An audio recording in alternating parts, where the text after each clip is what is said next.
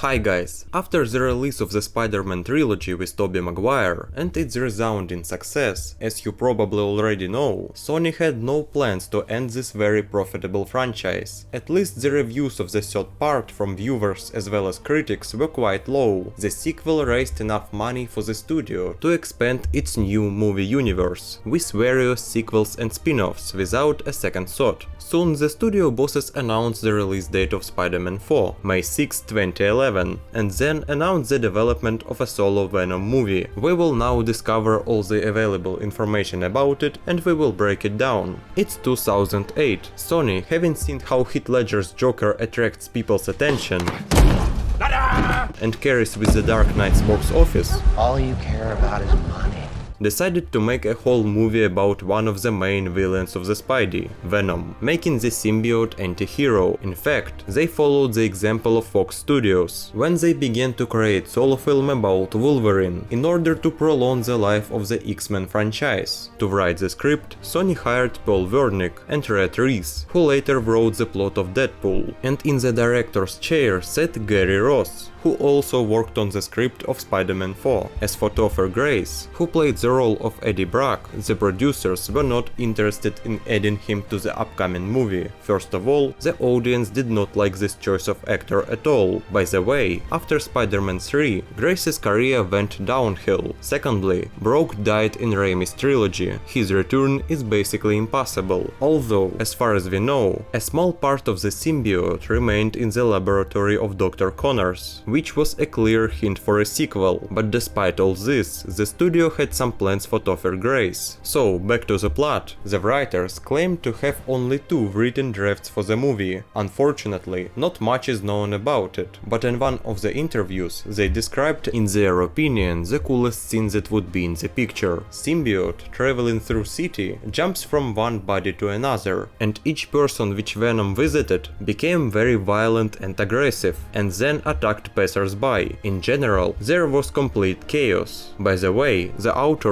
also characterized their script as dark and serious, without any silly jokes. Certainly, because of creative differences with the studio, Paul Wernick and Red Reese left the project, and the story sat down to rewrite the director of the movie, Harry Ross. It happened when Sony had already cancelled Sam Raimi's Spider-Man 4. Ross wanted to make Venom an anti-hero, and as far as I understand, to create something similar to the picture with Tom Hardy of 2018, but even here everything went wrong. The producers decided to restart the franchise. And about the previously planned films. Topher Grace was fired, although the idea to shoot a solo movie about Venom was never refused. Interesting fact, in 2013 Sony again announced the intention to make a spin-off about the symbiote, but already in the universe of Spider-Man by Mark Webb. After a year they even voiced the name of the movie, Venom Carnage. To write the script was entrusted to Ed Solomon and Alex Kurtzman. Alex would also sit behind the director's chair. It was planned to be released in 2017. According to rumors, the role of Carnage was planned to take by Jim Carrey, but for the second time Sony failed to release their grandiose ideas. Fortunately for them, the third attempt was successful, and now the studio is trying to build its own big movie universe. So far, it's coming out so-so, but there is more to come.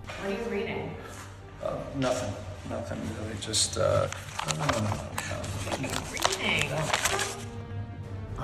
Hopefully their next projects will surprise us. But you, my dear viewers, click on the like button, subscribe to the channel and write what you think about it in the comments below. We'll see you soon!